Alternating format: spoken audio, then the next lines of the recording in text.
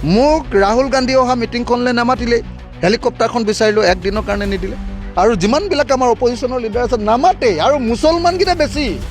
হিমন্ত বিশ্বক আগদিনা দম দিছোঁ, মোৰ বিৰুদ্ধে কিন্তু শিৱসাগৰত ক'লে কিন্তু ময়ো বজাই দিম। হিমন্তক ভয় খুৱাই থৈছোঁ, আৰু গৈ যেতিয়া বাইক দিছে মই ওচৰত ৰৈ আছোঁ। হিমন্ত যদি দালে মই পাতে ভাই। আমাৰ শিৱসাগৰ বিধানসভা সমষ্টিত বিজেপিয়ে 40 লাখ টকাৰ মদ বিলাইছে, মদ। সৰ্বানন্দ সোণোৱাল দুইটাই সাৱটি কৰি ইলেকশ্যন কেম্পেইন কৰে। আমাকেইটাই সিটোৱে পিঠাই পিঠি কৰি থাকে। গৌৰৱে একবাৰৰ কাৰণে যোৰহাটত আহকচোন অখিল দা, মোৰ হৈ এবাৰ মাত মাতি দিয়ক বুলি নক'লে। হিমন্ত বিশ্ব শৰ্মাই কি দেখুৱালে? জাপ মাৰি গৈ মানুহৰ মাজত গৈ জাপ মাৰি গৈ চেলফি উঠে। হিমন্ত বিশ্ব শৰ্মাই কি দেখুৱালে? হিমন্ত বিশ্ব শৰ্মাই দেখুৱালে, চোৱা ভাই মোৰ হেণ্ডশ্বেক কৰি হাত একদম ছিগি গৈছে। আৰু আমাৰকেইটাই কি দেখুৱালে? আমাৰকেইটাই হেণ্ডশ্বেক কৰিলেও ভালকৈ হেণ্ডশ্বেকটো নকৰে।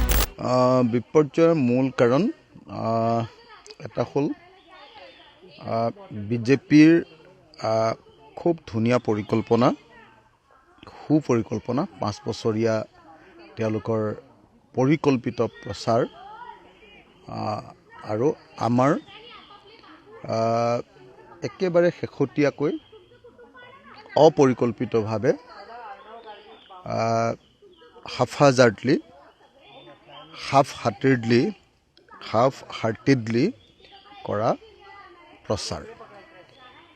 সেইটো কাৰণে আমাৰ বিপৰ্যয় ঘটিলে। তাৰ ভিতৰত টেকনিকেল কাৰণ নিশ্চয় থাকিব পাৰে, EVM-ৰ কিবা গণ্ডগোল থাকিব পাৰে, টেকনিকেলি আৰু কিবা কাম কৰিব পাৰে। কিন্তু মই ভাবোঁ যে বিজেপিয়ে ইলেকশ্যনত জিকিবলৈ 5-6টামান ষ্ট্ৰেটেজি লৈছিলে, আৰু আমি সঠিকভাৱে ষ্ট্ৰেটেজি লোৱাত ব্যৰ্থ হৈছিলোঁ। কাৰণ আমি বেছিভাগ সময় এলায়েন্সৰ কাৰণে মিটিং কৰি থাকোঁতেই গুচি গ'ল। নহয়। কংগ্ৰেছৰ কেৰামতালিত আমি চব বৰবাদ হৈ গ'লোঁ। তো বিজেপিয়ে 5-6টামান ষ্ট্ৰেটেজি লৈছিলে।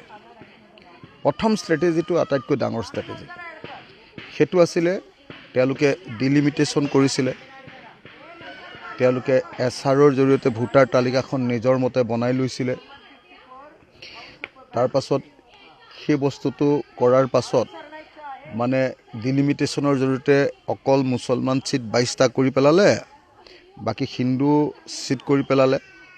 সেই হিন্দু চিট কৰি লৈ তাৰপিছত গোটেই 5 বছৰ অকল হিন্দু মুছলমান কৰি থাকিলে। তেওঁলোকে দুটা ধৰণে কৰিলে দেই।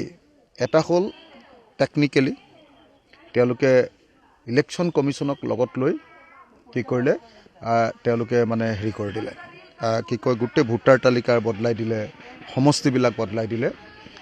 আৰু 2 নম্বৰটো তেওঁলোকে কি কৰি দিলে, তেওঁলোকে উচ্ছেদ কৰিলে, বাংলাদেশী চিঞৰিলে, হিন্দু মুছলমান চিঞৰিলে, মিয়া চিঞৰিলে, পাকিস্তান চিঞৰিলে, আৰু উচ্ছেদ কৰি কৈ দিলে যে নাই, উচ্ছেদটোৱে হ'ল অসমীয়া জাতিৰ বচাৰ শেষ উপায়। এই যিটো ডাঙৰ ষ্ট্ৰেটেজি আছিলে, সেই ষ্ট্ৰেটেজিটোক আমি প্ৰিভেণ্ট কৰিবৰ কাৰণে, ৰেজিষ্ট কৰিবৰ কাৰণে আমাৰ কোনো কাউণ্টাৰ ষ্ট্ৰেটেজি নাছিলে, যাৰ ফলস্বৰূপে আমি এটা ঠাইত থুপ খাই পৰিবলগীয়া হৈছিল।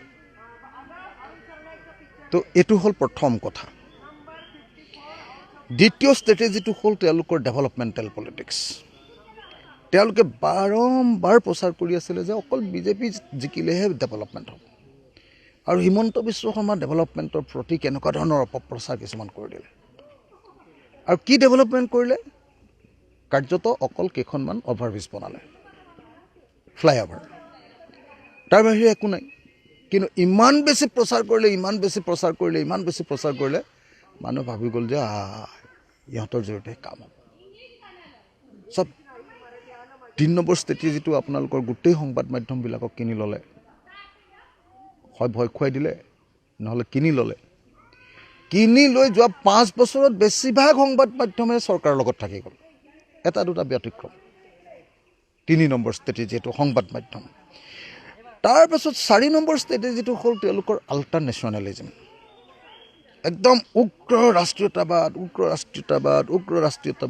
অকল বিজেপি কৰিলেহে আচলতে ৰাষ্ট্ৰৰ পক্ষত থকা হ'ব, বিজেপি কৰিলেহে ভাৰতীয় হ'ব, বিজেপি যদি নকৰে সি পাকিস্তানপন্থী। এইটো প্ৰচাৰ কৰি কৰি কৰি কৰি কৰি কৰি আপোনালোকৰ টিভিবিলাকৰ জৰিয়তে এইটো কাম কৰাই কৰাই কৰাই কৰাই কৰাই কৰাই মানুহৰ মনটো বদলাই দিলে। তাৰপাছত সেইবিলাক গোটেই বস্তুবিলাকে যাক বিচাৰি নাপায়, দুখীয়া মানুহ, সৰ্বসাধাৰণ মানুহ, তেওঁলোকৰ কাৰণে কি আনিলে? Beneficiary scheme. তো মই ক'লোৱেই আপোনালোকক যে 3টা ষ্ট্ৰেটেজি কৰি তেওঁলোকে মানুহবিলাকক প্ৰথমতে হিপনোটাইজ কৰি ল'লে, একদম আকৰ্ষিত কৰি ল'লে, নিজৰ পিনে ঢাল খুৱাই ল'লে, মানুহবিলাকক মানে এটা ফলীয়া কৰি ল'লে, ইডিঅ'লজিকেলি তেওঁলোকক বনাই পেলালে। কি কাম মই আকৌ এবাৰ কৈ দিছোঁ।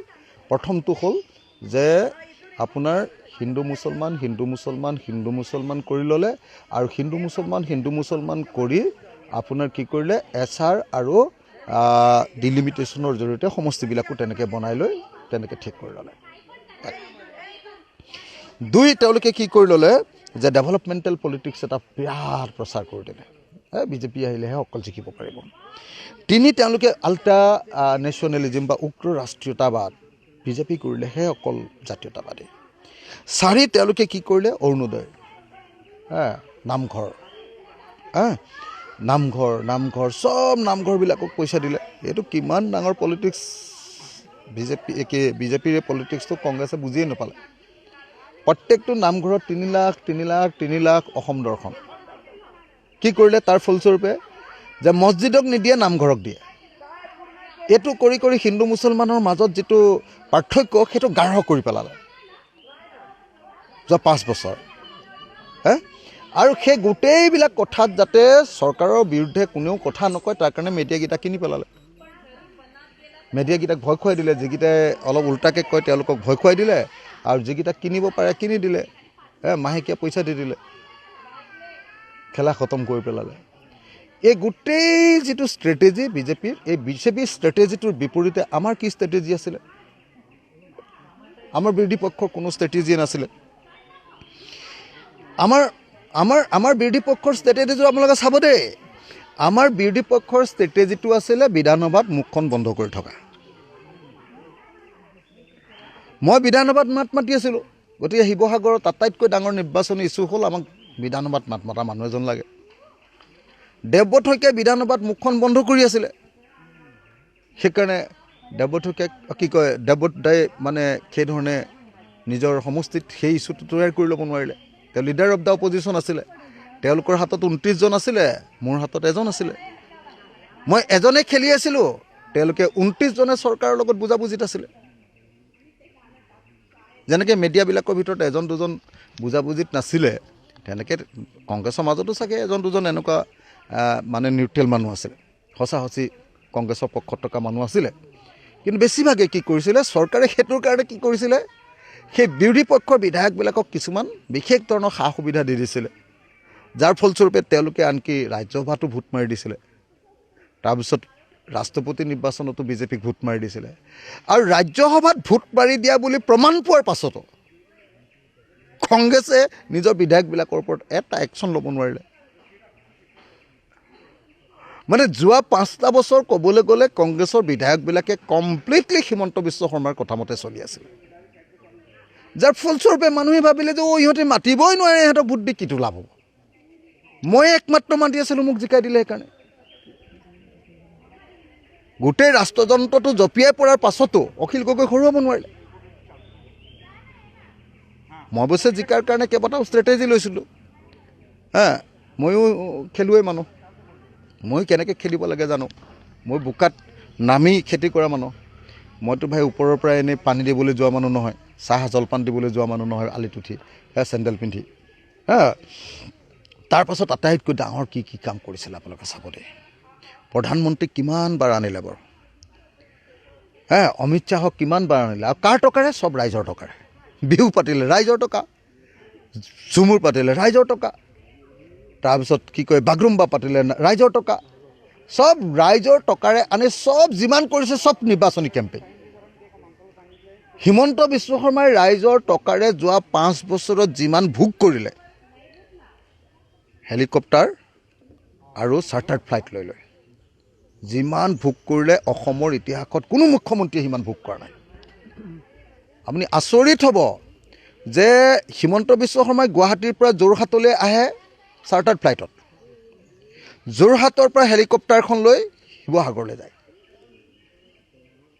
যোৰহাটৰ পৰা হেলিকপ্টাৰখন লৈ গোলাঘাটলৈ আহে, যোৰহাটৰ পৰা হেলিকপ্টাৰখন লৈ কাজিৰঙালৈ আহে, যোৰহাটৰ পৰা হেলিকপ্টাৰখন লৈ মাজুলীলৈ যায়।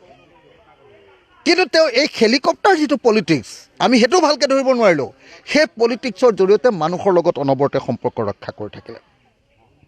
ইলেকশ্যনৰ সময়ত আপোনালোকে দেখিলে নে নাই হিমন্ত বিশ্ব শৰ্মাৰ আগ্ৰাসী প্ৰচাৰ, আগ্ৰাসী প্ৰচাৰ। হিমন্ত বিশ্ব শৰ্মাই কি দেখুৱালে? জাপ মাৰি গৈ মানুহৰ মাজত গৈ জাপ মাৰি গৈ চেলফি উঠে। হিমন্ত বিশ্ব শৰ্মাই কি দেখুৱালে? হিমন্ত বিশ্ব শৰ্মাই দেখুৱালে চোৱা ভাই মোৰ হেণ্ডশ্বেক কৰি কৰি হাত একদম ছিগি গৈছে। আৰু আমাৰকেইটাই কি দেখুৱালে? আমাৰকেইটাই হেণ্ডশ্বেক কৰিলেও ভালকৈ হেণ্ডশ্বেকটো নকৰে। চাবচোন ইস্ত্ৰি ভাগি যাব, গা গোন্ধাই দুখীয়া মানুহৰ। হে আমাৰ মানুহকেইটাই হেণ্ডশ্বেকটো কেনেকৈ কৰে আপোনালোকে নিজে চাবচোন এবাৰ। আমাৰ লিডাৰে বিৰোধী লিডাৰবিলাকে কেনেকৈ হেণ্ডশ্বেক কৰে এবাৰ আপোনালোকে চাবচোন মানুহৰ লগত।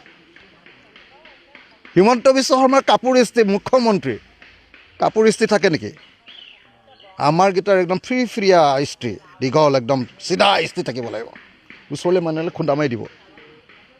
জিকিব নেকি এনেকৈ ইলেকশ্যন? হা ইফালে হিন্দু মুছলমান কৰি দিলে। একেবাৰে মানসিকভাৱে দুৰ্বল কৰি পেলালে হেৰিয়াক, আপোনাৰ কি কয় আপোনাৰ আমাৰ তৰুণ গগৈলৈ আমাৰ কি কয় গৌৰৱ গগৈক দুৰ্বল কৰি পেলালে হেৰি কৰি কি কয় আপোনাৰ পাকিস্তানী এজেণ্ট কৰি। তেওঁ বুজিয়ে পোৱা নাই কি কৰি আছে, কওঁকে যে বুজিয়ে পোৱা নাই কি ষ্ট্ৰেটেজি লৈ আছে।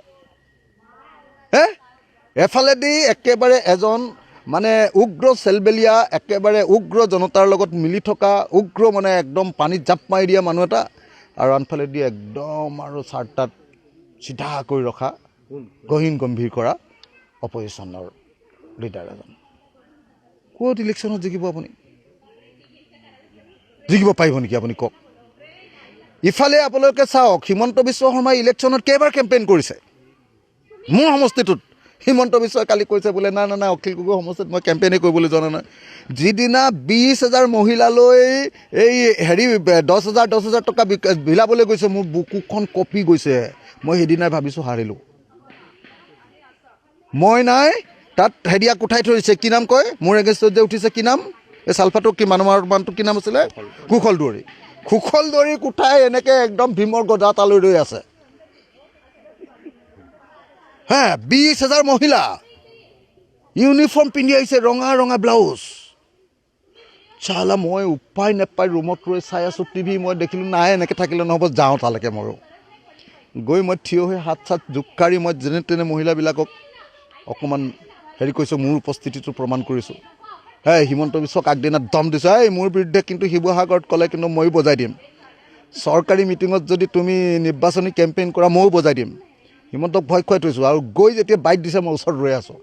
হিমন্তই গালি দিলে মই 10টা গালি দিম বুলি ৰৈ আছোঁ। হিমন্ত অলপ ভয়ে জানে ই পাগলা মানুহ, ইও গালি দি দিব, চিফ মিনিষ্টাৰৰ ইজ্জত খাই পেলাব ই বুলি গপ পাই এই চালা ভালকৈ হেৰি কৰিব নোৱাৰিলে। কথাটো বুজি পাইছেনে নাই? তো গতিকে নামঘৰে যেতিয়া চেক বিতৰণ কৰিছে, তাৰ পাছতো যদি অপজিশ্যন হৈ যদি আমি গাঁৱে মানুহৰ ওচৰলৈ নাযাওঁ, নামঘৰে চেক বিতৰণ মানে আপোনালোকে বুজি পাইছেনে নাই বাৰু? কলিজা কঁপি যোৱা ঘটনা। এজনী মহিলা, প্ৰত্যেক ঘৰৰ এজনী মহিলাক যেতিয়া আপোনাৰ 10,000 টকাৰ চেক দি দিছে, ৰাতিপুৱা 9টা বজাত মিটিং আছে, 6টা বজাত মানুহ আহি মিটিঙত খাৰা, ৰঙা ব্লাউজ নিজে কৈ দিছে, ব্লাউজ পিন্ধি আহিছে, জিন্দাবাদ মাৰি আছে। আৰু তাৰপিছত আপুনি জিকিব পাৰিব? চব চৰকাৰী টকাৰে কৰি আছে, সঁচাও কাব লগা। তাৰ বিৰুদ্ধে আমাৰ কোনো বিৰোধীৰ ষ্ট্ৰেটেজি নাই, ষ্টেণ্ড নাই। দেৱব্ৰত শইকীয়াটো মুখেৰে নামাতেই তাতে, আৰু যিমানবিলাক আমাৰ অপজিশ্যনৰ লিডাৰ আছে নামাতেই। আৰু মুছলমানকেইটা বেছি, মুছলমানকেইটাতো হিমন্ত বিশ্ব শৰ্মাই মোক যেতিয়া গালি পাৰে, সিহঁতি এনেকৈ ধপ কৰি হিমন্ত বিশ্ব শৰ্মাক হেৰি কৰি থাকে, ছাপৰ্ট দি থাকে। তাৰপিছত আপুনি জিকিব পাৰিব নেকি? নিযুত মইনা আমাৰ গোটেই মানুহ যোৱা 5 বছৰ 10 বছৰ ধৰি চব হতাশ। সিহঁতৰ বুথ কমিটিত মাহে মাহে কি মন কি বাতত সদায় চাহ খুৱাই ভাত খুৱাই MLA কেইটাই ফটো উঠে তহঁতৰ কি সমস্যা আছে দে কৰি দিওঁ বুলি কয় আমাৰকেইটাই কি কৰে MLA হোষ্টেলৰ পৰা নাহেই মইতো সেইকাৰণে যোৱা 5 বছৰৰ হোষ্টেলে লোৱা নাই MLA হোষ্টেলে লোৱা মই লোৱাই নাই মোৰ দৰকাৰ নাই মই লোৱাই নাই মই সদায় মানুহৰ মাজতে থাকোঁ হয় মাৰ লগত নহ'লে ৱাইফৰ লগত নহ'লে কাজিৰঙাত নহ'লে শিৱসাগৰ 4টাই ঠাই মই মানুহৰ মাজত অকল পাব্লিকৰ মাজত মই পাব্লিকৰ মাজতো নগ'ল বাকীবিলাক নেযায় পাব্লিকৰ মাজত কি কৰিব হাৰিবই সেইকাৰণে অকল মুছলমান বিধায়ককেইজন জিকিছে আন কোন জিকিছে কোনো জিকা নাই নহয় একজনো জিকা নাই নহয় ইমান ডাঙৰ ধুমুহা আহিলে মোক কেলৈ হৰুৱাব নোৱাৰিলে মই 5টা ষ্ট্ৰেটেজি মই নিজেও লৈ লৈছোঁ শিৱসাগৰ যে মই কেনেকৈ জিকিম তাৰ পাছত আপোনালোকে চাওক ইমান ডাঙৰ ধুমুহা হৈছে মই বাহিৰত গৈ কেম্পেইন কৰি ঘূৰি ফুৰিছোঁ তাৰপিছতো মোক হৰুৱাব পৰা নাই গৌৰৱ গগৈ কেইটা কেম্পেইন কৰিলে কওকচোন গোটেই ইলেকশ্যনটোত কেইটা কেম্পেইন কৰিলে কওক তিনি গগৈ এতিয়া মানুহে পঢ়িছে যে তিনি গগৈ অহাৰ পিছতো নহ'ল তিনি গগৈ এখনহে মিটিং কৰিলে খোৱাঙত অকল এখন মিটিং কৰিলে মোক ৰাহুল গান্ধী অহা মিটিংখনলৈ নামাতিলেই মই গৌৰৱক কৈছিলোঁ গৌৰৱে ক'লে বোলে মই ক'লোঁ এই কাইলৈ পৰহিলৈ কি প্ৰগ্ৰাম আছে বোলে ৰাহুল গান্ধী আহিব নহয় মই বোলো মোক মতা নাই যে নামাতিলে মোক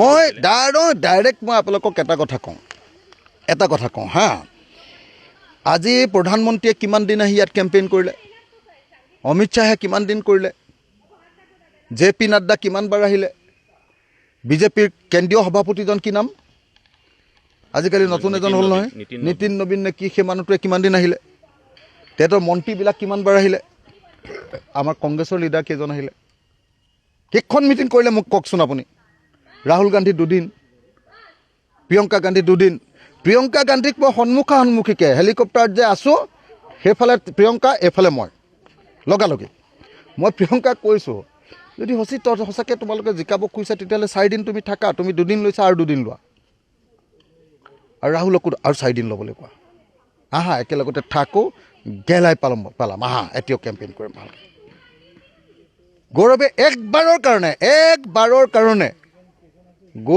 একবাৰৰ কাৰণে যোৰহাটত আহকচোন অখিল দা মোৰ হৈ এবাৰ মাত মাতি দিয়ক বুলি নক'লে হাঁহি থাকিলে সেইকাৰণে মই গৈ 3খন মিটিং কৰি দিয়া হ'লে যোৰহাট উল্টি গ'লহেঁতেন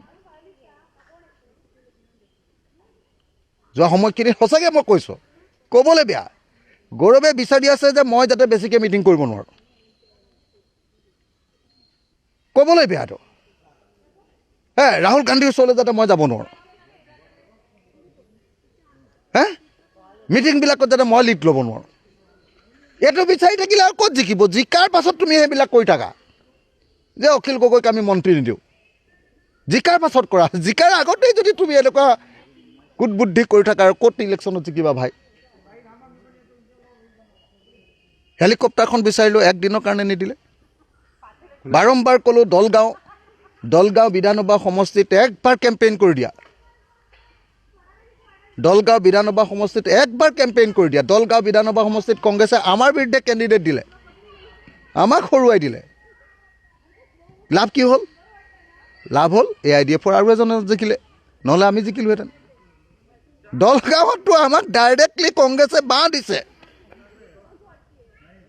ডাইৰেক্টলি কংগ্ৰেছে নিজৰ কেণ্ডিডেট খাৰা কৰিছে দলগাঁও আমাক দিলে ইলেকশ্যন খেলিবলৈ তাৰপিছত আজি জোৰক হৰুৱাবৰ কাৰণে আইন উলিয়াই কোনোবা এটাক উঠাই দিলে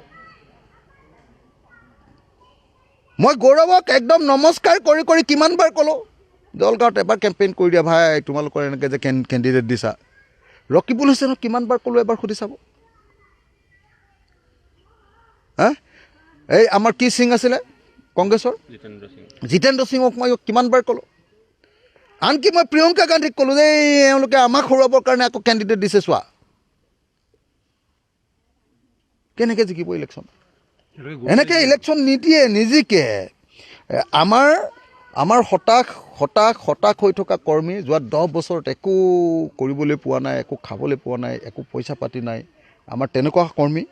আৰু এওঁলোকে প্ৰত্যেক মাহে মাহে মন কি বাত কৰি পইচা দি থকা বিজেপিৰ কৰ্মী, ভোট কৰ্মী। এটা সমষ্টিত বিজেপিয়ে অতি কমেও 10 কোটি টকা খৰচ কৰিছে। মোৰ সমষ্টিত 30 কোটি খৰচ কৰিছে। 30 কোটি টকা শিৱসাগৰ বিধানসভা সমষ্টিত 30 কোটি টকা হিমন্ত কুণ্ড কয়নে নহয়, পীযুষ কুণ্ড কয়নে নহয়, 30 কোটি টকা খৰচ কৰিছে। মই ঠেংগা দেখুৱাই দিলোঁ, পাৰিবা নেকি মোক? 30 কোটি কৰা, তুমি 50 কোটি কৰা। ময়ো জানো নহয় পলিটিক্স কাক কয়, ময়ো বোকাত নামি থকা মানুহ। হিমন্ত যদি দালে দালে মই পাতে পাতে ভাই। আমাৰ নাজিৰা বিধানসভা সমষ্টিত দেৱত শইকীয়া যে হাৰিলে, নাজিৰা বিধানসভা সমষ্টিত ময়ূৰে এটা খামত ভৰাই ইলেকশ্যনৰ তাৰ লিফলেটখনৰ লগত কি বুলি কয় এখন শ্লিপখনৰ লগত 2000 টকা মানুহৰ ঘৰে ঘৰে দিছে, খামত ভৰাই ভৰাই। আমাৰ শিৱসাগৰ বিধানসভা সমষ্টিত 5000 2000 এনেকৈ খামত ভৰাই ভৰাই দিছে। তাৰপিছতো মোক জিকিব নোৱাৰিলে, দেৱদাক জিকি গ'ল। দেৱদাই সেইমতে পলিটিক্স কৰা নাই, সেইমতে ফিল্ডত থকা নাই, সেইমতে মানুহৰ লগত সম্পৰ্ক ৰক্ষা কৰা নাই। আমাৰ শিৱসাগৰ বিধানসভা সমষ্টিত বিজেপিয়ে 40 লাখ টকাৰ মদ বিলাইছে, মদ 40 লাখ টকাৰ মদ বিলাইছে। মই ক'লোঁ নহয় 40 লাখ টকা, সুধিছ কয়নে নহয়? যিকোনো এজন বিজেপি কৰ্মীক সুধিছ কয়নে নহয়? 40 লাখ টকা মদ বিলাইছে। মই ঠেংগা দেখুৱাই হৰুৱাই দিছোঁ। 30,000 জিকিবলৈ লৈছিলোঁ, অকণমান মদ বিলালে। এই নামঘৰবিলাক চব তেওঁলোকে বিতৰণ কৰি দিলে, খামত ভৰাই ভৰাই পইচা দি দিলে। এইবিলাক কৰাৰ কাৰণে মই জানিবা 18,000 জিকিলোঁ, 12,000 মোৰ ভোট কটা গ'ল। নহ'লে মই তাৰ পাছতো জিকিলোহেঁতেন। এতিয়া কথাটো হ'ল, এফালেদি বিজেপিৰ বিশাল মানে পইচা দিয়া বাহিনী, কৰ্মী, পইচা দি কামত লগোৱা বাহিনী, তাৰ বিপৰীতে আমাৰ সংগঠনৰ অভাৱ। এফালেদি বিজেপিৰ একদম হিমন্ত বিশ্ব শৰ্মা আৰু এই খেদি দিয়া আমাৰ চিফ মিনিষ্টাৰ কি নাম আছিলে, সৰ্বানন্দ সোণোৱাল, দুইটাই সাৱতা সাৱতি কৰি ইলেকশ্যন কেম্পেইন কৰে। আমাকেইটাই সিটোক পিঠাই পিঠি কৰি থাকে। আপোনালোকে নিজে কওকচোন যে ইলেকশ্যনৰ 5 দিনৰ আগত যদি ভূপেন বৰা আৰু কি কয় আপোনাৰ প্ৰদ্যুৎ বৰদলৈ যদি গুচি যায়, তাৰ পাছততো সেইটো ৰিজাল্ট ওলালেই। কংগ্ৰেছৰ 4জন লিডাৰ আছে, অকল লিডাৰ 4জন, হয়নে নহয়? গৌৰৱ গগৈ, ৰিপুণ বৰা, ভূপেন বৰা আৰু প্ৰদ্যুৎ বৰদলৈ। 4জনৰ ভিতৰত 2জন গুচি গ'ল। 2জন গুচি যাওঁতে অসমৰ মানুহে চবে জানে যে গ'ল আৰু এইটো পাৰ্টি গ'ল। আৰে মানুহক ৰাখিব যদি নোৱাৰে, ছিনিয়ৰ মানুহক যদি সন্মান নকৰে, কোন মানুহ থাকিব? চবতে সন্দেহে যদি কৰি থাকে, কোন থাকিব? এইটো হৰাটো অৱধাৰিত, হৰাটো মই কৈছোঁ নহয় অৱধাৰিত। আৰু বিধানসভাত আমাৰ বিধায়কবিলাকৰ, বিৰোধী বিধায়কবিলাকৰ মৌনতাই হ'ল কাল, আটাইতকৈ ডাঙৰ কাল। মাতিবই নোৱাৰে। আমাৰ ইস্তাহাৰ ওলালে নেকি? বিজেপি কি কংগ্ৰেছৰ ইস্তাহাৰখন সুধি চাবচোন কোনখন বুলি। কিমানবাৰ ক'লোঁ বোলো নাই কমন মিনিমাম প্ৰগ্ৰেমটো কৰি লওঁ, নাই নবহে। কিমানবাৰ ক'লোঁ বোলো আগতীয়াকৈ আমাৰ 2 বছৰ আগৰ পৰা কৈছোঁ ইলেকশ্যনটো কেণ্ডিডেটবিলাক ঠিক কৰি ল'ব লাগে। আপোনালোকে সোধক, এই যে ৰাহুল গান্ধী যে ইয়াতে খোজকাঢ়িবলৈ আহিছিলে, কি বুলি নাম এটা দি যে খোজকাঢ়িবলৈ আহিছিলে, কি ভাৰত জোড়ো যাত্ৰা। ভাৰত জোড়ো যাত্ৰাৰ দিনাই কথা পাতিছিলোঁ ভূপেন বৰাৰ লগত যে আমি ছেপ্টেম্বৰ মাহ, এই বছৰ নহয়, ইয়াৰ আগৰ বছৰ নহয়, তাৰ আগৰ বছৰ ছেপ্টেম্বৰ মাহৰ ভিতৰতে আমি কেণ্ডিডেটবিলাক ঠিক কৰি ল'ম। আমি মাত্ৰ 20টা ছিট বিচাৰিছিলোঁ, ঠেলি 11টা দিলে। 11টা দি 11টাৰ ভিতৰত আকৌ 3টা তেওঁলোকৰ ডাইৰেক্ট তেওঁলোকৰ পচন্দৰ। কি কৰিবি, কেনেকৈ ইলেকশ্যনত জিকিবা কোৱা? না পইচা, না ঢাল আছে, না তৰোৱাল আছে, না মানে 2টা ধৰণে ইলেকশ্যন জিকিব পাৰি। এটা হ'ল তোমাৰ মিলিচিয়া বাহিনী যদি লগাই দিব পাৰা, আৰু নহ'লে তোমাৰ স্থায়ী সৈন্য বাহিনী। তোমাৰ মিলিচিয়া বাহিনীও নাই, তোমাৰ স্থায়ী সৈন্যও নাই যুদ্ধত, কেনেকৈ ইলেকশ্যন জিকিব? আৰু দিবলৈ নাইয়ে, কি কয় এইটো যে এতিয়া যে ইৰাকে মাৰি আছে, এইটো কি বুলি কয়, মিছাইল নে কি বুলি কয় এইটো? কি মিছাইলবিলাক মাৰি থকা, মিছাইল নে কি বুলি কয় ডাঙৰটো, এইটোক মাৰি দিয়ে যে, সেইটোও নাই আমাৰ। সেইটো আছে হিমন্তৰ অকল। সেইটো আছে মোদীৰ অকল। এইবিলাক কেনেকৈ যুদ্ধ জিকিব কোৱা? না মিলিচিয়া আছে আমাৰ, না আমাৰ স্থায়ী বাহিনী আছে। তাৰ পাছত আকৌ যেতিয়া মই কওঁ বোলে কংগ্ৰেছে ইমান দিন কিয় এনেকুৱা কৰা নাই, বুদ্ধিজীৱী মখাই এফালৰ পৰা চিঞৰি থাকে, এফালৰ পৰা বুদ্ধিজীৱী মখাই চিঞৰি থাকে বোলে অখিল গগৈ আচলতে এইটো বিজেপি পক্ষত যাব খোজে নেকি, কংগ্ৰেছৰ লগত থাকিব নোখোজে নেকি।